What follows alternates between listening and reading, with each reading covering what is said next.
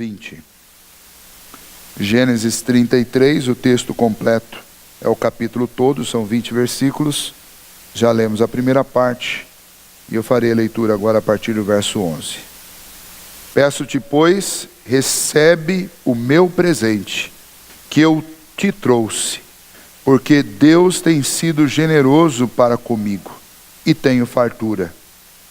E instou com ele até que o aceitou. Disse Esaú: partamos e caminhemos, eu seguirei junto de ti. Porém Jacó lhe disse: meu senhor, sabe que estes meninos são tenros, e tenho comigo ovelhas e vacas de leite.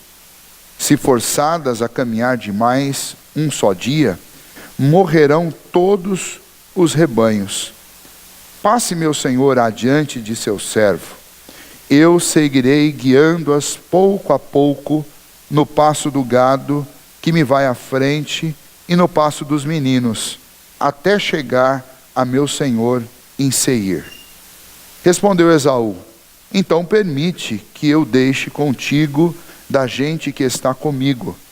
Disse Jacó: para quê? Basta que eu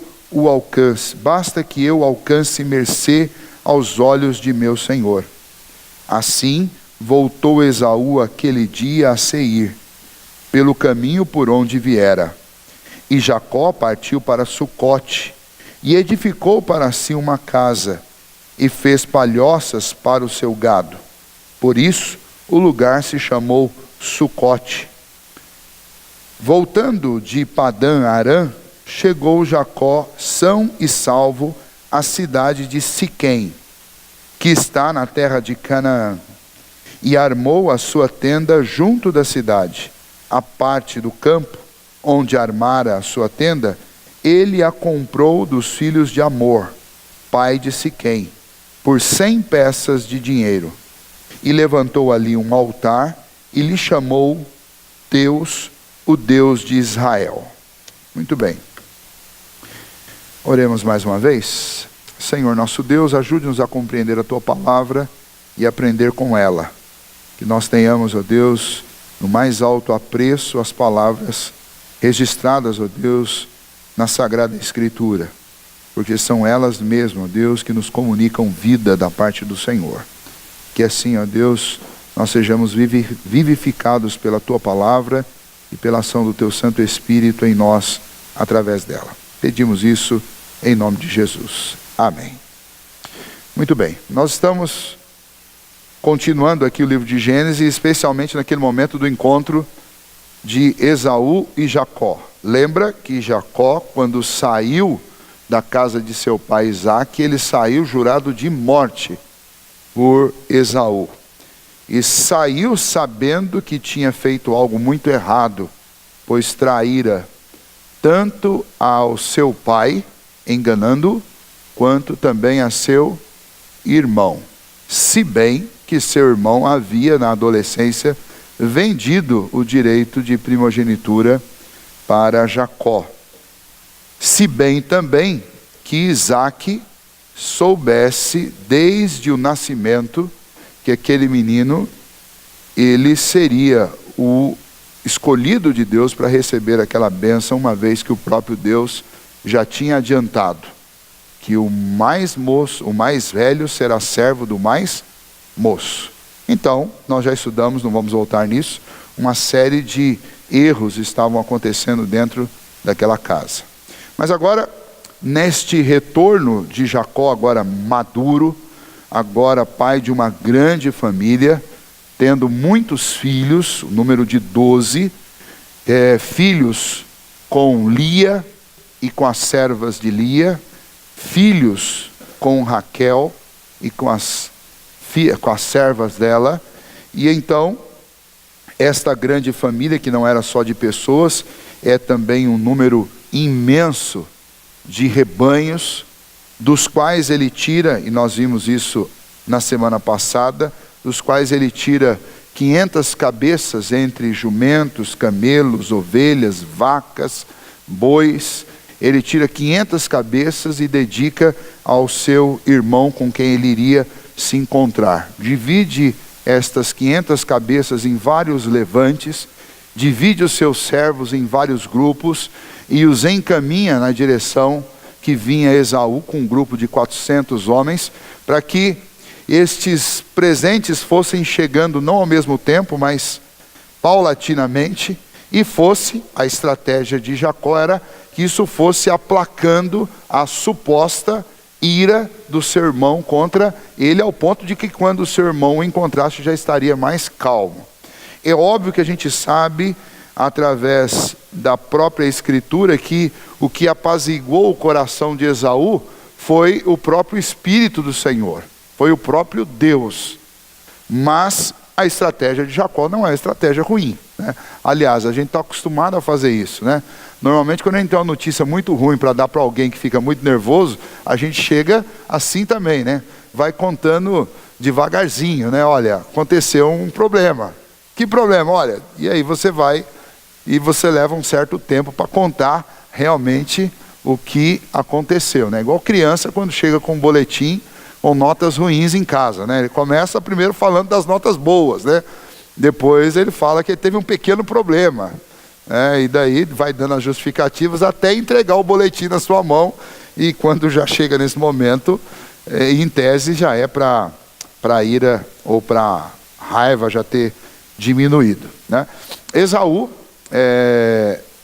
vem na direção de Jacó, e Jacó usa essa estratégia. Uma outra estratégia de Jacó também, depois de ter passado uma noite na presença do Senhor e ter recebido do Senhor a confirmação de que o Senhor estava com ele, que o Senhor o abençoaria, e era exatamente para dar para o coração de Jacó esta paz, essa tranquilidade de que o seu irmão não ia tirar a sua vida e não ia pôr fim à história dele e nem ia encerrar aquele momento de forma dramática, com raiva ou com alguma coisa desse tipo, porque Deus já tinha abençoado Jacó naquela noite. Mas ainda assim, Jacó de manhã, quando recebe a notícia, junto com a sua família, de que Esaú estava chegando, ele faz algo que a gente não entende direito. A impressão que dá é que ele está tentando proteger os mais queridos, mas isso é só impressão, eu estou aqui conjecturando, não tenho como provar isso, mas a impressão que dá é que ele coloca as servas e as filhas das servas na frente.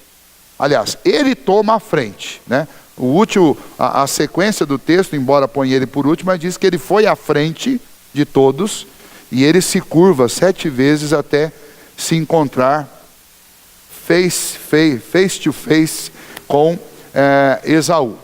Mas na ordem geográfica que ele distribui a família dele, ele coloca as servas e os filhos das servas na frente, depois ele coloca Lia e os filhos de Lia atrás, e por último ele coloca, junto com, na última posição, na mais resguardada, ele coloca Raquel e coloca José,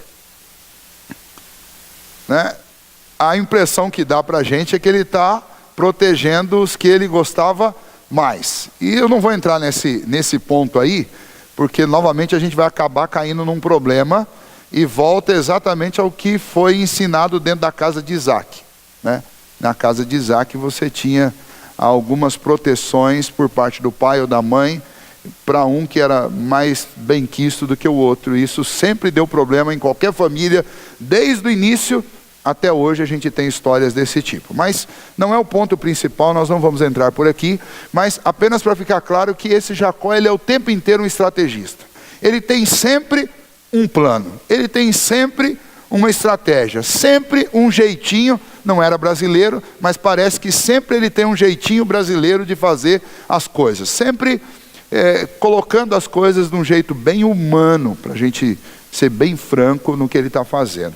Mas apesar disso, o que esses 2 primeiros versículos demonstram, com essa disposição em que ele coloca as coisas, é que por trás desse estrategista está um homem com o coração cheio de ansiedade. Apesar de ter passado uma noite na presença do Senhor, ter ouvido o Senhor falando com ele, ele continuava com medo. A única lição prática que a gente já pode tirar desta estratégia que ele distribui à família é que o coração dele ainda está cheio de ansiedade e de medo. Porque se realmente ele está tentando proteger alguém, então ele está com medo de morrer, ou que alguém na família morra. Se não é por uma questão de medo, talvez seja por uma questão, se não é por uma questão de proteger pessoas mais queridas, mas talvez seja por uma questão de não perder todos de uma única vez. Então, se tiver que perder um grupo, que seja aquele primeiro e segundo. E aí não há muita lógica nisso, porque todos são filhos, porque todos deveriam ser bem quistos por ele. O fato é que pessoas ansiosas fazem coisas que são completamente incoerentes, irracionais e inexplicáveis. Talvez seja por isso que Moisés, ao escrever esse texto, não dá grandes explicações sobre o que Jacó fez. Porque a ansiedade, ela faz isso mesmo, faz com que a gente tome atitudes que no final das contas, depois que tudo passa, a gente percebe que não faz o menor sentido. Que diferença faz colocar os filhos da serva na frente, ou os filhos de Raquel, ou os filhos de Lia? Não são todos filhos. E se alguém vai matá-los, o que vai doer mais? Matar o filho mais velho ou matar o filho mais novo? É filho. Mas isso prova que ele está com o coração cheio de ansiedade. E então, a primeira parte desse texto mostra para nós que a ansiedade é um problema antigo, não é um problema novo. Grandes heróis da Bíblia, pessoas de nome importante. O nome de Jacó é um nome que você vai ler de Gênesis até Apocalipse. Você vai sempre encontrar este nome na Bíblia. Você sempre vai encontrar o nome de Israel por toda a Bíblia. É um nome importante. É uma família da qual todos nós nos incluímos pela fé a esta família. Todos nós somos participantes da fé desta família. Nós só podemos ser salvos participando da mesma fé que eles tiveram, sendo incluídos por meio de Cristo Jesus nesta família. Essa família é de singular importância para nós. Mas essa família não é uma família de gente superdotada, de gente que tivesse um grau de perfeição além do que qualquer um de nós pode ter, que não tivesse defeitos como nós todos temos. E entre os defeitos que eles tinham estava a ansiedade. Isso não é um atestado para que eu fique ansioso e diga o seguinte: eu vou ficar ansioso, porque afinal de contas Jacó já estava ansioso lá atrás, quem sou eu para não viver ansioso? Jacó estava ansioso e vivia tendo problemas por causa da sua ansiedade. Como outros personagens da Bíblia foram ansiosos e tiveram problemas por causa da sua ansiedade. O exemplo está na Bíblia, não é para justificar que você tem uma vida de ansiedade. O exemplo está na Bíblia para mostrar que desde o princípio a ansiedade te faz fazer coisas absurdas, irracionais. E a ansiedade nunca te dá um bom resultado.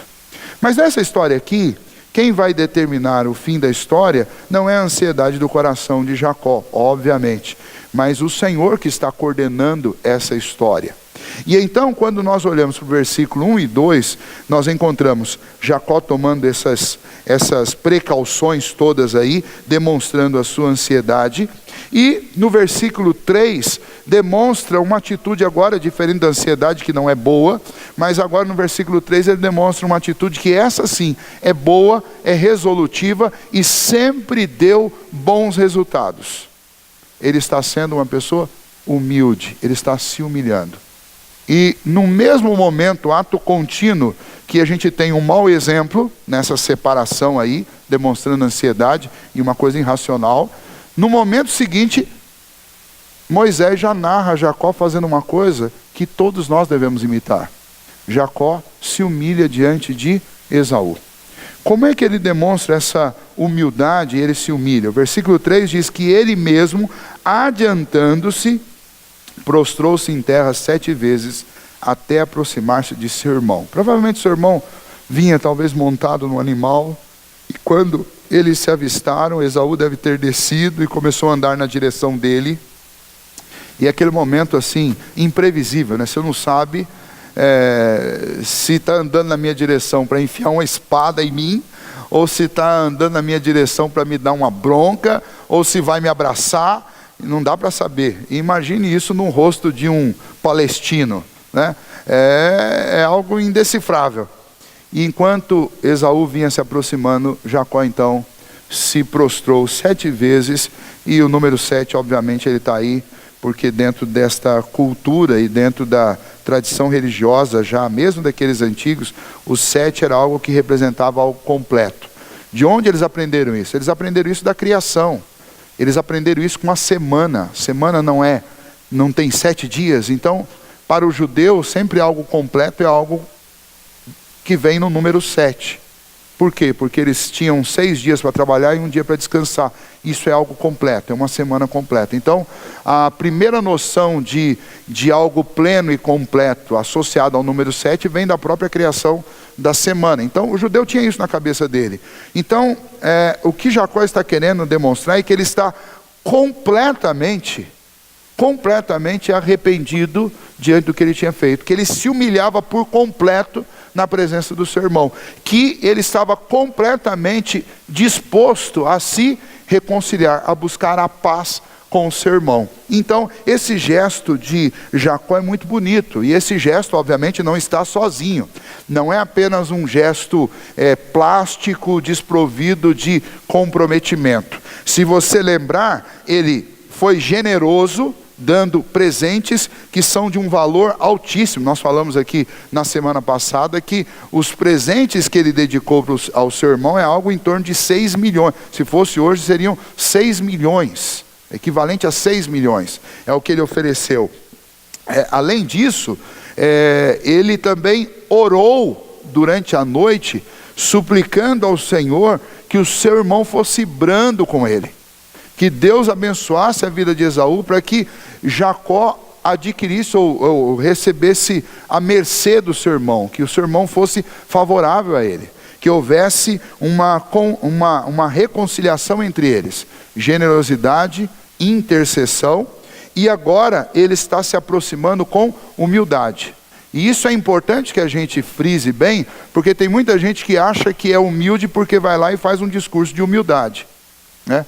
Mas as atitudes não demonstram humildade. A humildade não pode ser uma coisa só de palavras.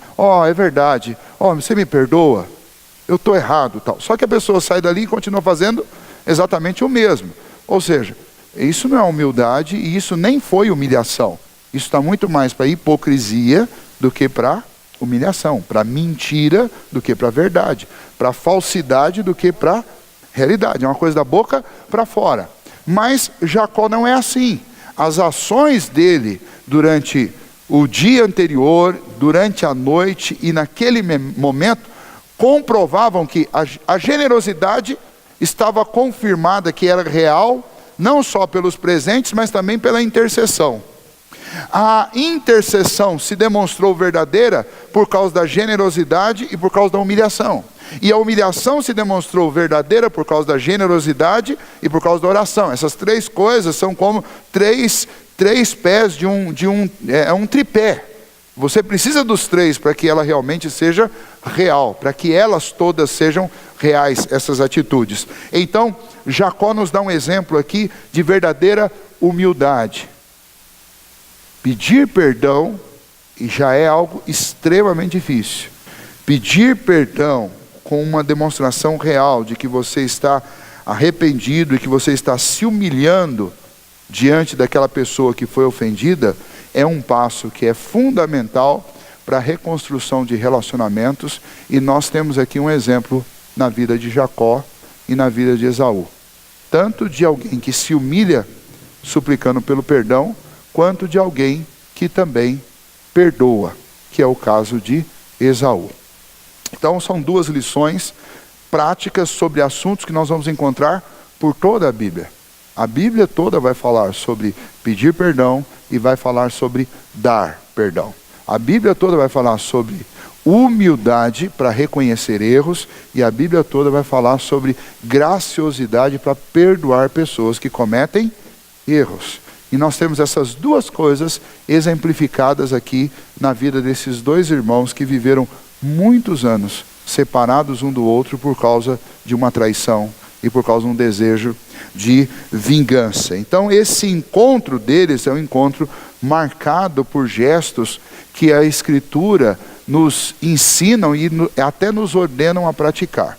Quero ainda estender um pouquinho o assunto dessa questão do perdão e da humildade, que a gente sempre vai lidar com uma dificuldade, que é a seguinte. Existe um problema entre duas pessoas. Aí você, com muito custo, você consegue convencê-lo, um dos lados. Por exemplo, o lado que ofendeu. Você consegue convencer o lado que ofendeu a pedir perdão, reconhecer o erro e pedir o perdão. E aí, de repente, quando você chega lá, você esbarra com um grande paredão, né, com um muro, que é a pessoa que foi ofendida, não quer abrir mão do seu direito de ser o ofendido, diz, não, eu não tenho como perdoar. Ou diz frases clássicas assim, olha, perdoar eu perdoo, mas não tem como esquecer, e eu também não quero mais proximidade. Quer dizer, é mais fácil você falar, não perdoo, porque é a mesma coisa que você está fazendo. É não perdoar. É não perdoar. Imagine se Deus fosse fazer assim conosco, olha, perdoar você eu perdoo. Só que é o seguinte, não quero mais saber de você, não quero ficar perto de você, então me perdoa para quê? Para viver aqui? Porque se o Senhor nos perdoasse e nos quisesse longe, não tem vida eterna, não tem céu e não tem nova terra.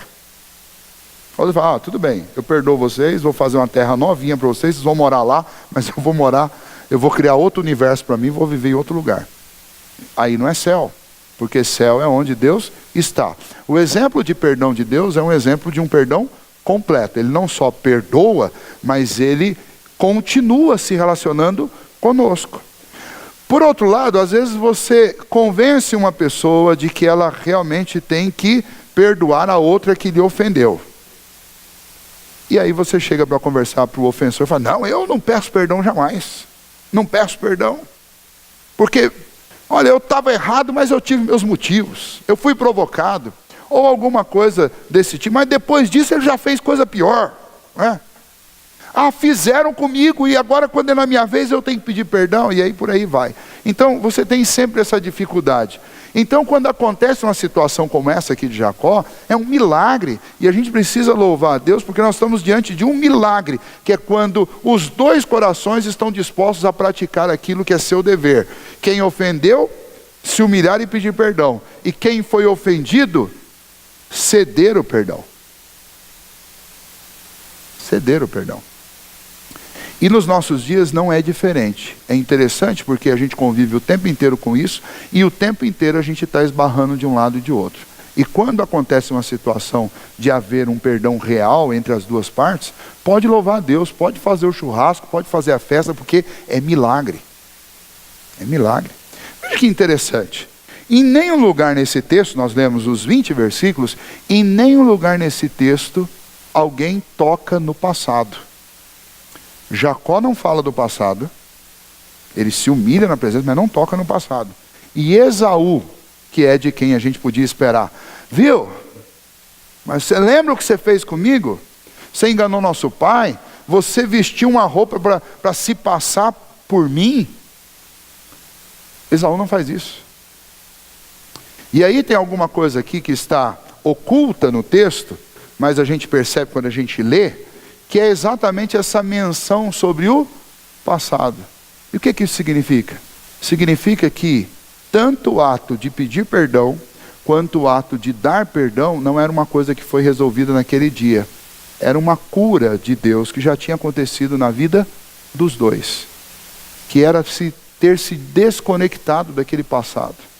Significa que internamente o perdão não aconteceu ali, naquele momento. Ali foi externo. Mas internamente o perdão já tinha acontecido em outra época. Tá? Então vejam só, olha que interessante isso. Como é que eu sei que uma pessoa realmente está arrependida do que ela fez? Ou como é que eu sei que uma pessoa realmente perdoou um pecado ou uma ofensa que o outro tenha feito? Deixar o assunto e virar a página. E aí nós chegamos num outro ponto. Que ponto é esse? Vejam só, quando uma pessoa realmente se arrepende de um negócio e pede perdão, ela não fica falando nisso. Ela não fica remoendo culpa. Quando alguém realmente se arrependeu, pediu perdão, se sentiu perdoado, ela não volta mais no assunto. Mas quando a pessoa está o tempo inteiro, eu acho que eu estou passando por isso, porque sabe aquele negócio lá atrás, todo mundo já me perdoou, mas eu continuo passando por isso, porque deve ser aquilo.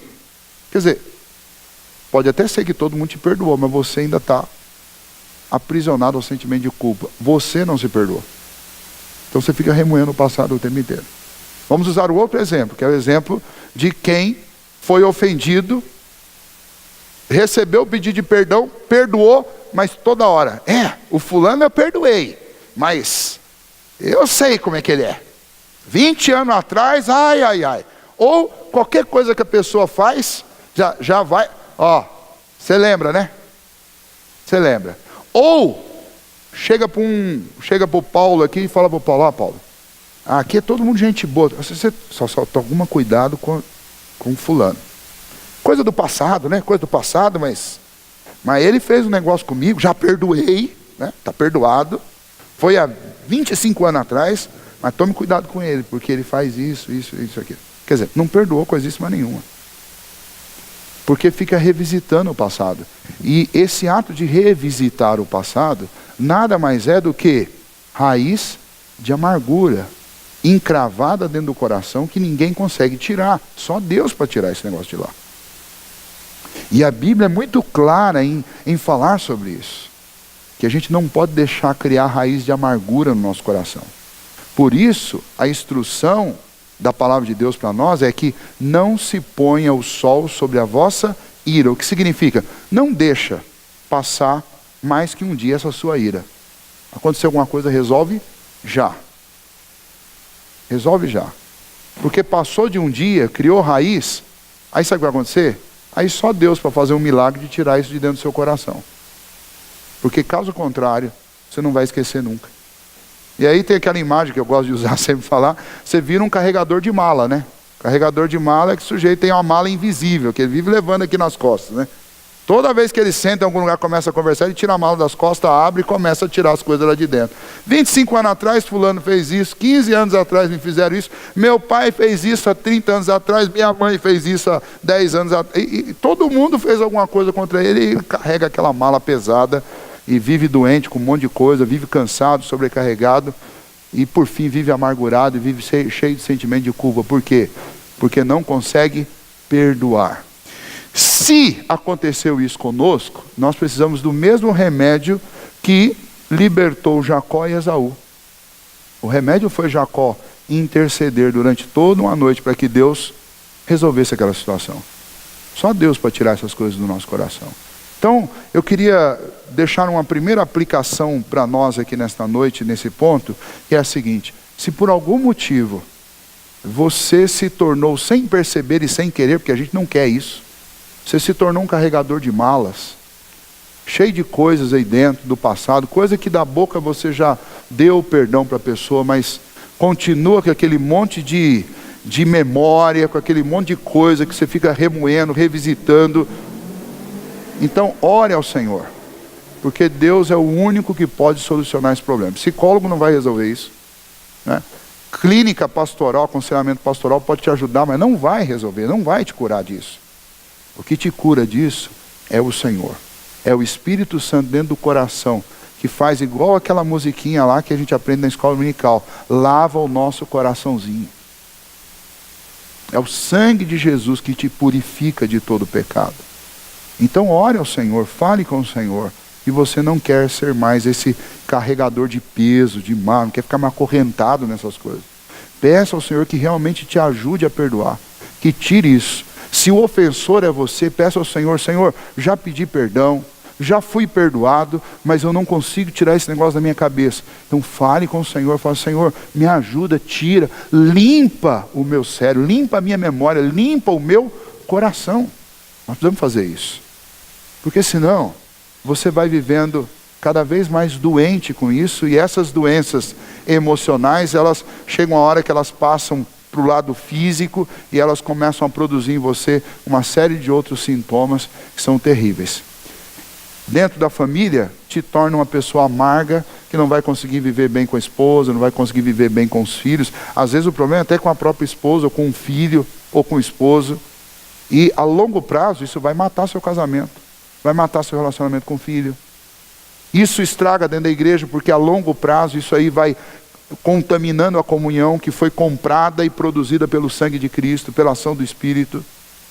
E para quem acha que ofender, atacar, desestabilizar a comunhão da igreja é coisa pouca, basta lembrar da história de Ananias e Safira. A gente tem a mania de associar a história de Ananias e Safira como um pecado relacionado a dinheiro. Não é um pecado relacionado a dinheiro. Se você ler o texto de Atos, você vai ver que estes dois morreram, foram fulminados pela presença do Senhor, pela ação do Espírito de Deus, porque eles atentaram contra a comunhão da igreja. Foi isso que eles fizeram. Qual foi o atentado contra a comunhão da igreja? Eles venderam a propriedade, e muitas pessoas naquela época, no início da igreja, eles vendiam os seus bens, traziam para os apóstolos dividiam entre aqueles que estavam passando necessidade. Mas nenhum apóstolo, nem Jesus e nenhuma lei no Antigo Testamento havia que obrigasse as pessoas a fazer isso. Isso não era exigido de ninguém, era um ato voluntário.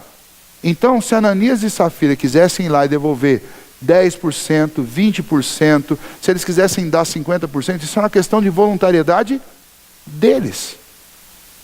Eles não eram obrigados. Então não é por isso. Não é por não ter trazido tudo que eles foram mortos. Mas eles foram mortos pelo seguinte: eles fizeram um acordo entre eles, que eles iam trazer um valor X, mas não era o valor pelo qual eles venderam. Mas eles queriam passar a ideia de que eles estavam trazendo tudo. Então eles dividiram, ele ficou com uma parte, ela ficou com uma parte, cada um tirou uma parte para si, e daí foi primeiro o maridão lá e falou: está aqui, nós vendemos e trouxemos. E os apóstolos perguntam: isso é tudo?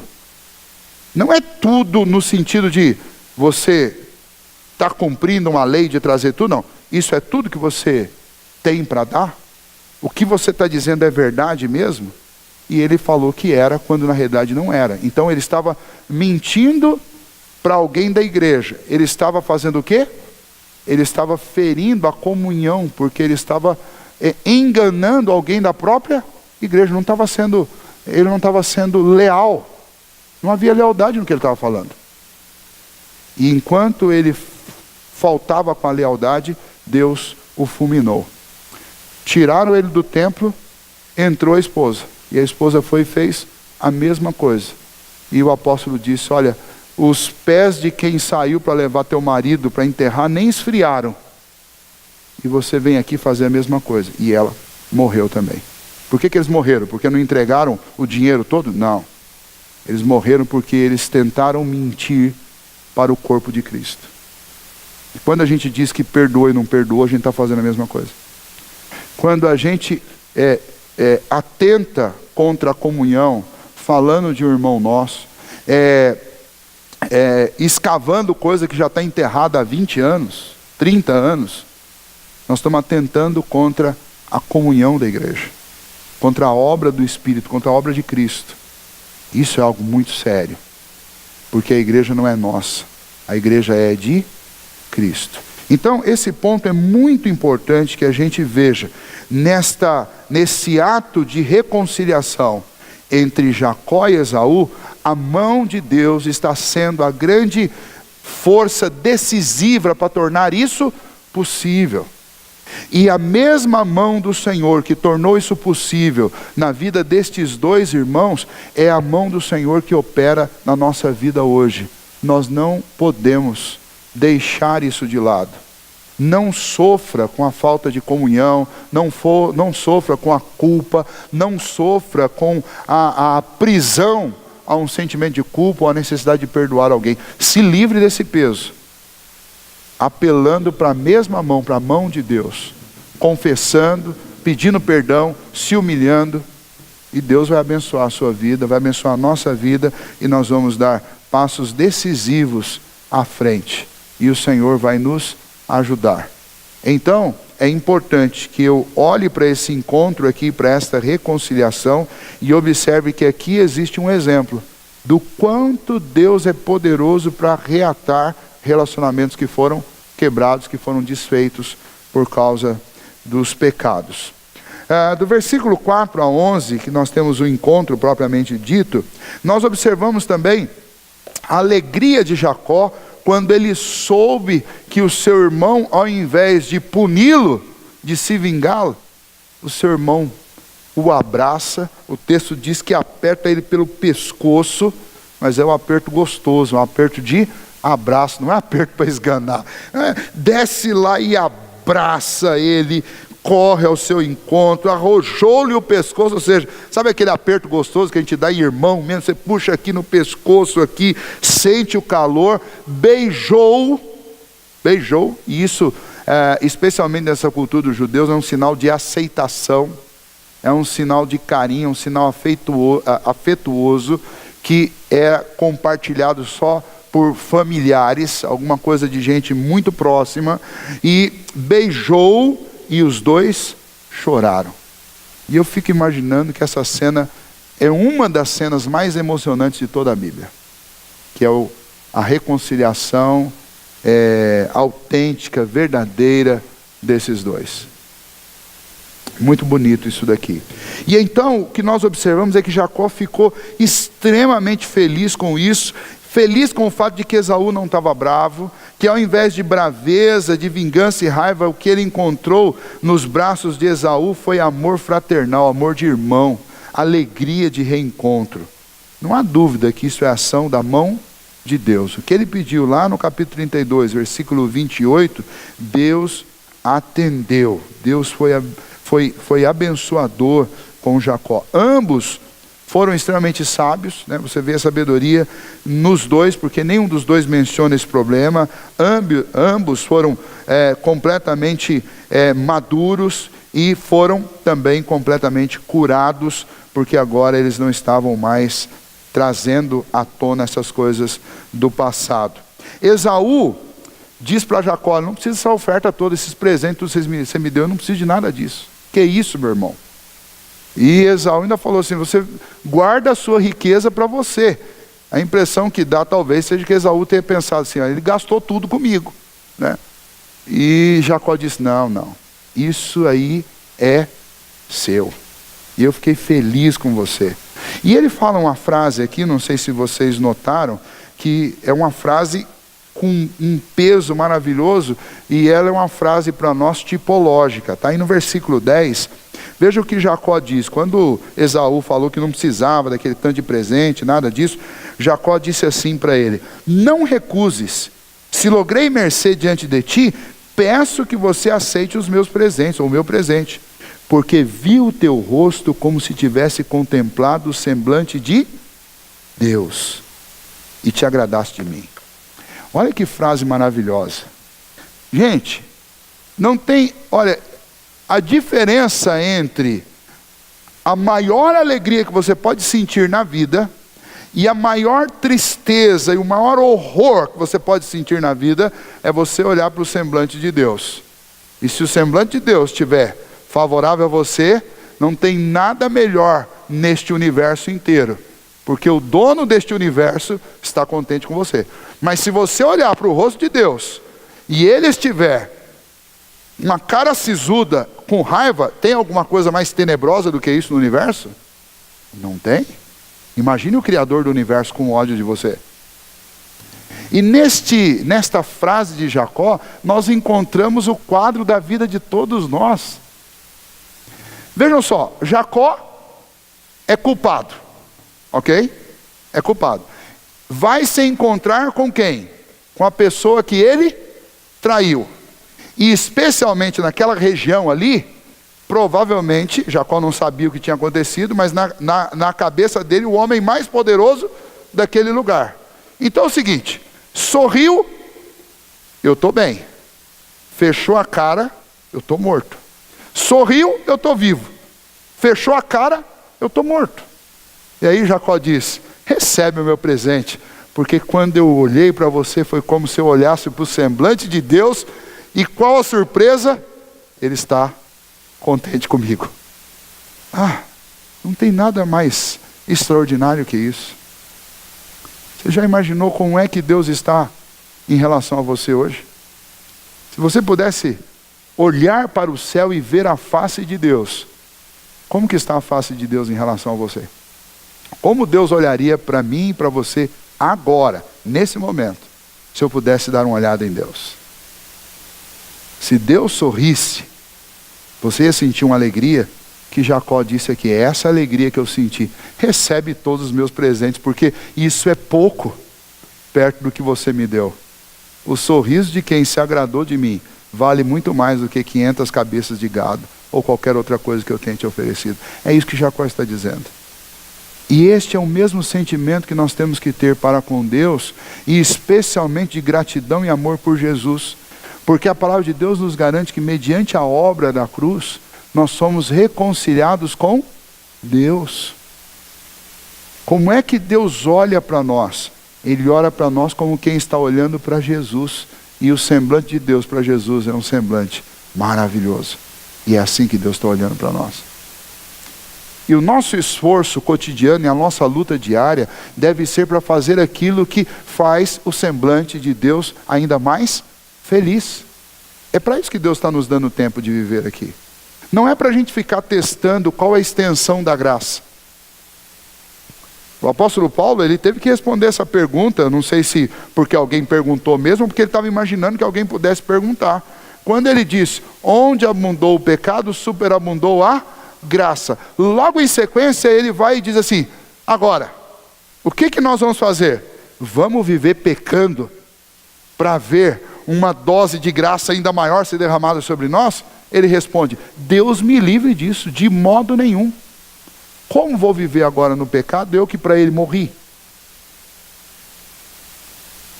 Seria a mesma coisa, imagine essa história de Jacó e Esaú.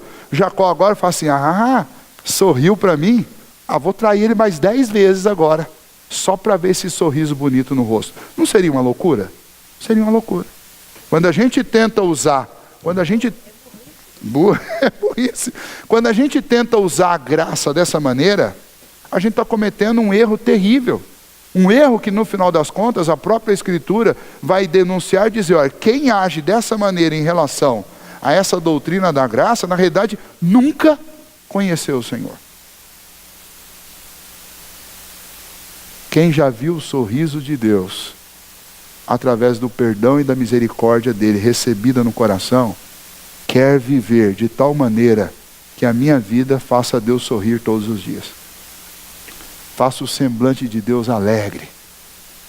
Você já imaginou como que os nossos dias seriam diferentes se a gente saísse de casa todos os dias com a mesma preocupação que Jacó saiu de casa ou saiu naquela manhã para encontrar com Esaú? E eu gostaria de deixar essa aplicação para você. Imagine todos os dias que você terá que se encontrar com Deus daí a algumas horas. Como é que estará o semblante de Deus quando eu me encontrar com Ele? Como estará o semblante de Deus? Em relação às outras pessoas, imagine todos os dias que os seus amigos, os seus colegas, os seus parentes são como Esaú. Como estará o semblante de Esaú quando eu encontrar com ele?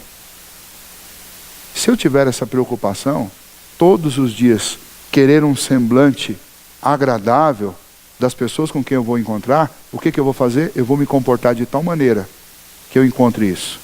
Generosidade, intercessão e humildade. Não é bonito isso? Tem um texto que diz que quando Jó começou a orar por seus amigos, o Senhor mudou a sorte dele.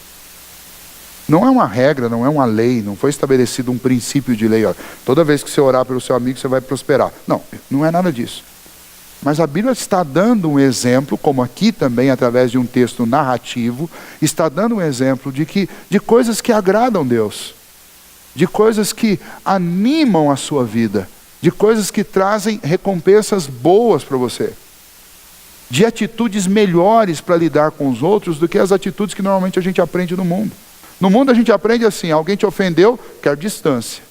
E se me der oportunidade, bateu, levou. Não é assim?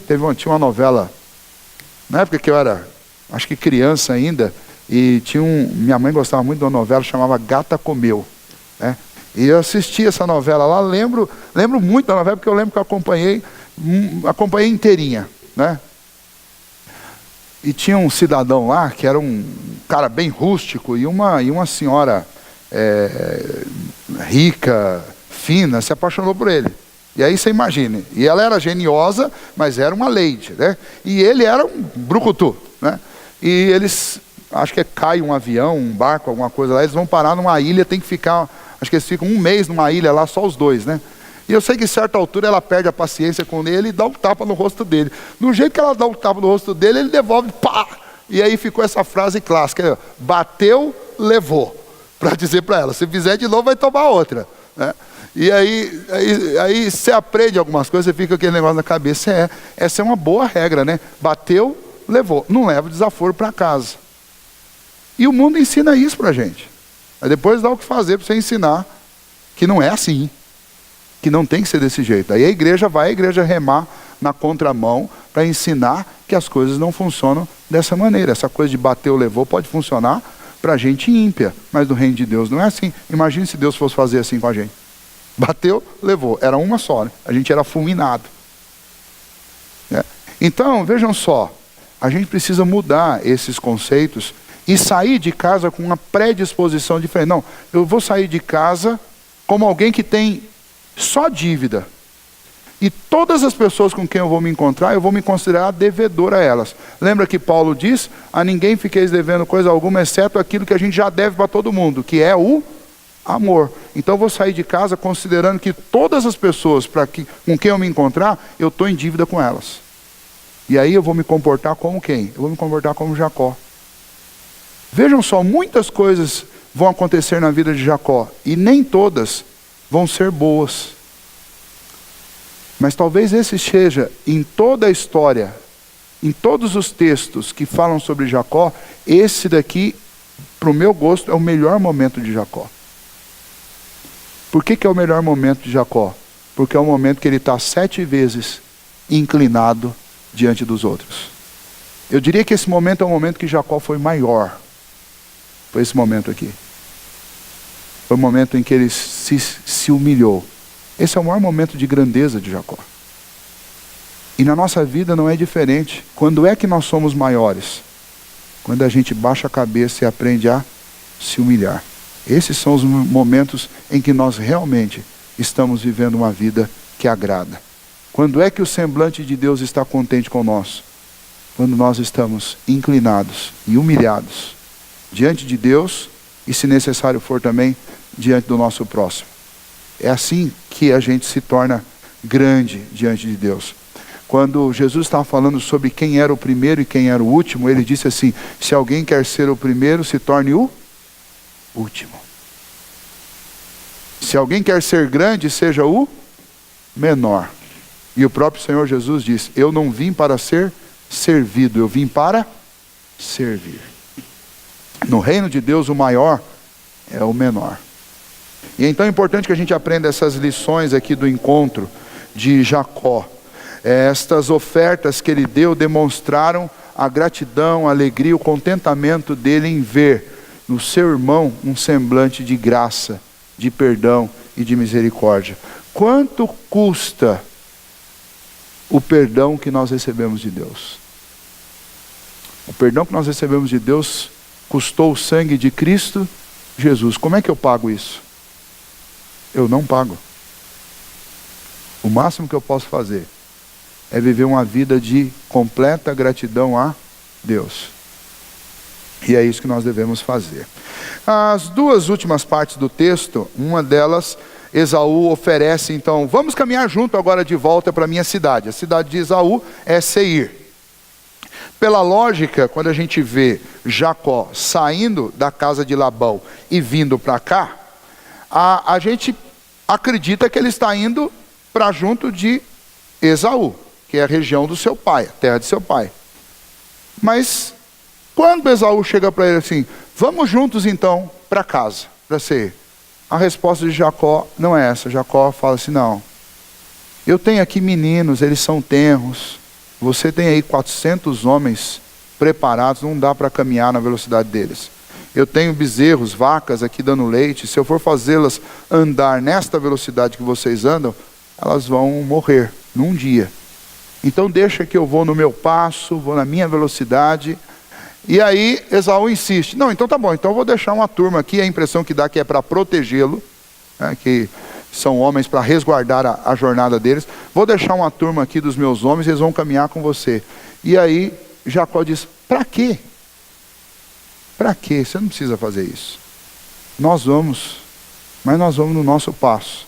Eu vou caminhar na velocidade que as vacas aguentam e na velocidade que os meninos aguentam. De novo, a gente não sabe se é uma estratégia de Jacó ou se é isso mesmo, tá? Mas o fato é o que ele disse.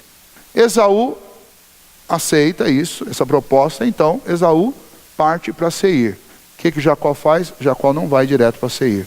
Jacó vai para outro lugar. Alguns comentaristas, eles sugerem o seguinte, eles sugerem que Jacó entendia que a direção dos dois era completamente diferente. Que Jacó estava andando na direção da promessa de Deus. E a promessa de Deus é Canaã, não é Seir, que é fora dessa região de Canaã. Então Jacó, ele não quis desagradar Esaú, não quis contrariá-lo, não quis discutir com ele, mas ele precisava tomar um rumo diferente. Ele vai para a direção de Siquém, que é a região de Canaã. Algo interessante, antes de chegar em Siquém, ele para num lugar que depois recebe o nome de Sucote. Quando ele parou não chamava Sucote. Ele para num lugar e começa a fabricar tendas para ele e palhoças para colocar os seus animais. E o nome que dava para essas tendas em hebraico é Sucote. E aí por isso o nome daquele lugar foi dado, provavelmente pelo próprio Jacó, de Sucote, lugar que ele parou para fabricar tendas. Vejam só, se ele está fabricando tendas, significa que ele não vai morar nas tendas de Esaú. Ele está indo, definitivamente ele está indo para outro lugar. E na sequência do texto, nos últimos versículos, ele realmente vai. Ele vai para Siquém. Siquém é onde ficava Canaã. E ele arma as suas tendas no entorno de Siquém. E no entorno de Siquém, ele compra um pedaço de terra. E aí a gente não tem mais dúvida que ele está realmente perseguindo a promessa que Deus fez para o seu avô, para Abraão, que passou para Isaac, e agora ele estava caminhando. Esaú podia fixar sua tenda onde ele quisesse, mas Jacó, ele vai ficar ao pé da promessa que Deus fez. Ele vai ficar ali, na região de Canaã. Então ele fixa a morada ali, comprando uma quantidade grande de terras do pai de Siquém. E o que nós vamos ver na próxima semana é que esse lugar aí, Siquém, vai se tornar palco de uma grande tragédia. Demonstrando novamente que, apesar de Deus ter feito a promessa, aquele lugar continuava sendo um lugar muito difícil para se viver. Uma das filhas de Jacó, ela vai ser violentada por um filho de Siquém, por Siquém. E isso vai gerar uma tragédia imensa para aquela cidade. Nós vamos ver isso na próxima semana, se Deus permitir. Mas uma aplicação que a gente pode fazer desde já é que nessa história toda você vê Esaú, no final das contas, voltando para aquilo que ele tinha certeza que era a vontade de Deus para a vida dele. Deus o abençoou através de Isaac, numa situação que, apesar de ter sido uma situação de traição, Deus perdoou e Deus proporcionou o perdão entre eles. E Jacó, novamente, depois daquela temporada grande, daquele problema todo, ele está onde ele nunca, no lugar de onde ele nunca deveria ter saído. Então, a conclusão que a gente tira é que esse caminho penoso, embora tenha sido usado por Deus para abençoar Jacó, é um caminho que ele passou não só pela soberania de Deus, mas ele passou por causa da responsabilidade dele ou da irresponsabilidade dele nas atitudes que ele tomou. Isso mostra para nós a soberania divina e a responsabilidade humana trabalhando junto da seguinte maneira: por mais que, por conta das ações que eu tomo, eu venha a ter que colher frutos que são frutos duros, difíceis, espinhosos, resultados do meu pecado, nada disso me afasta do plano eterno de Deus. Então Deus concedeu uma família grande para Jacó, e isso estava em harmonia com a promessa que tinha sido feita.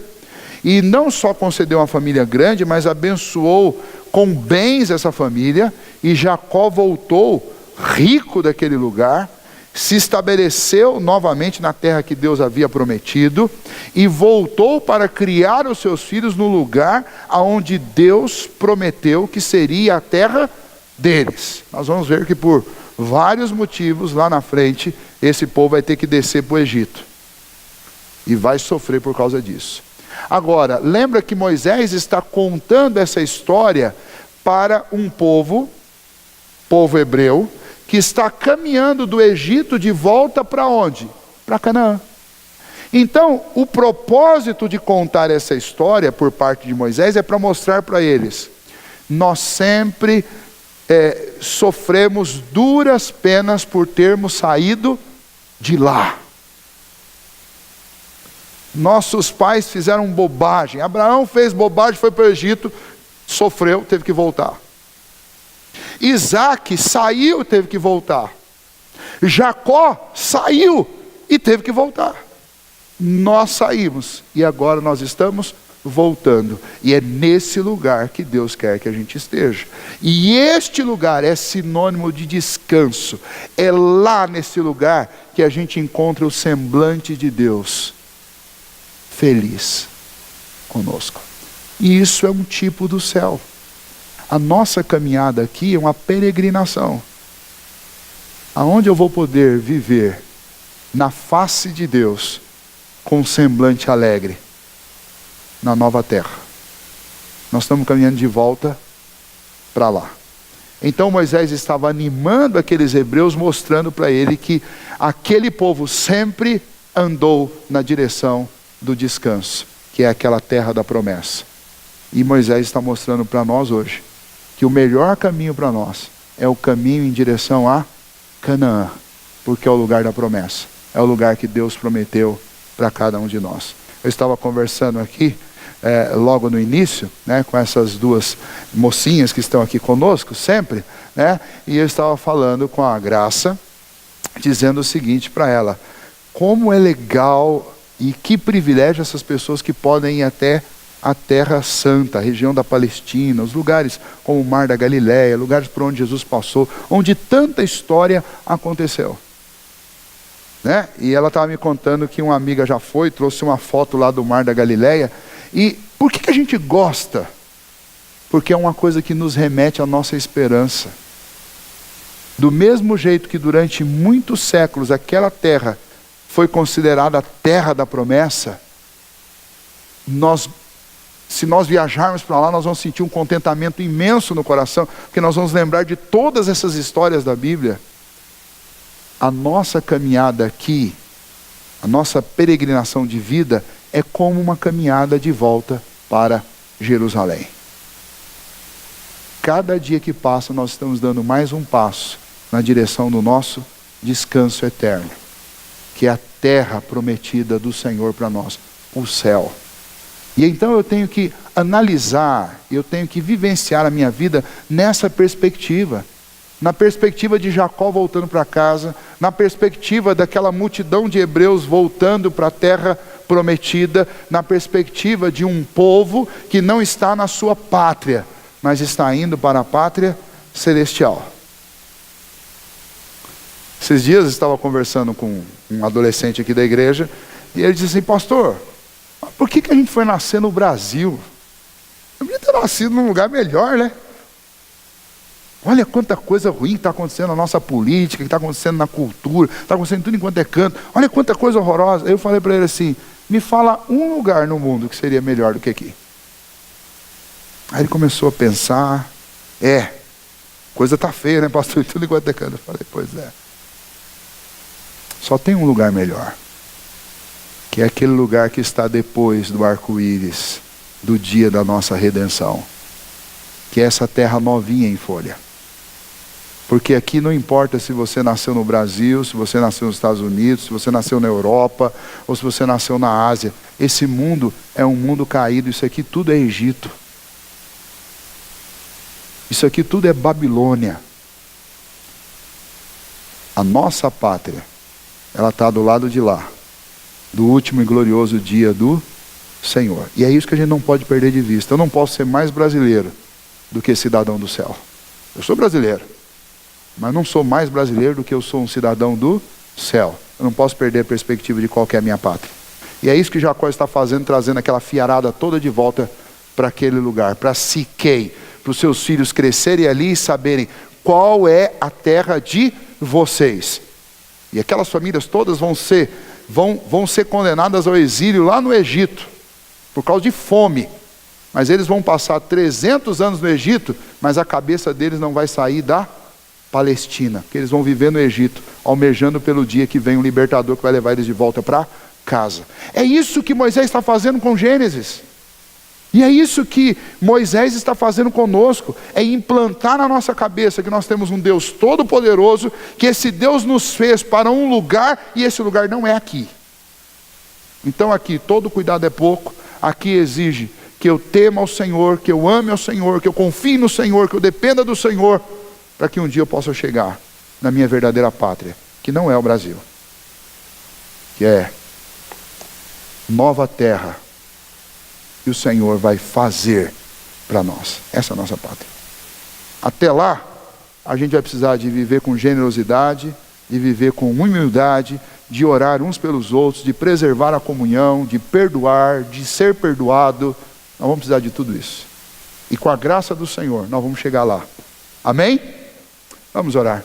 Senhor, muito obrigado, Pai, pela Tua palavra que nos mostra que este mundo sempre foi um lugar difícil e conturbado, especialmente para os filhos do Senhor, especialmente para aqueles que confiam nas Tuas promessas, porque este mundo, ó Deus, segue uma lógica diferente, ó Deus, da lógica dos filhos do Senhor. Enquanto as pessoas estão andando e voltando todo o seu esforço para o que acontece aqui, o Senhor nos chama a olhar para uma pátria que está adiante de nós.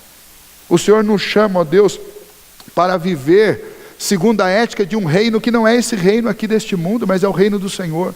O Senhor nos chama, ó Deus, para confiar num Deus que não são esses políticos, nem são essas pessoas poderosas deste mundo.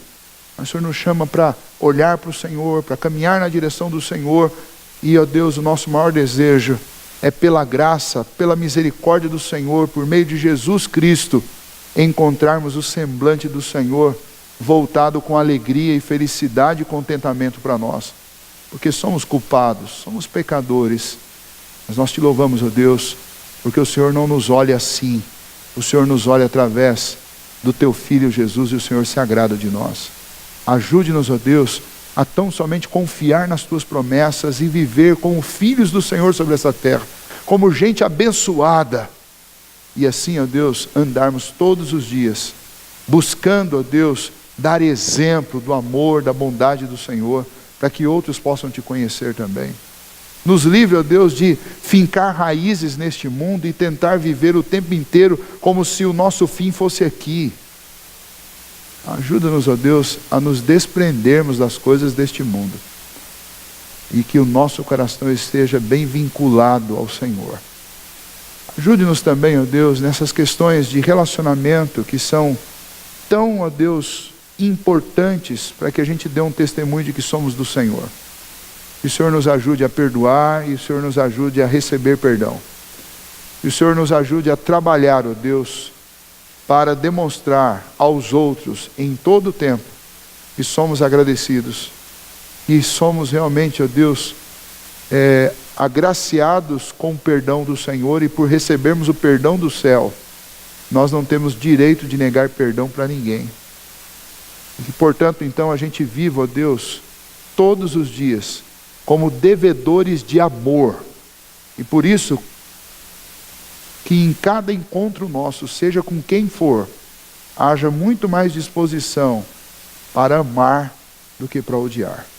Que assim o Senhor nos conduza, ó Deus, numa vida, ó Pai, que realmente dê testemunho de que somos de outra terra, que somos de outro mundo, e somos de uma pátria celeste e não dessa pátria terrena. Assim, ó Deus, que o Senhor nos ajude, é o que nós te pedimos, no nome do teu Filho. Amém.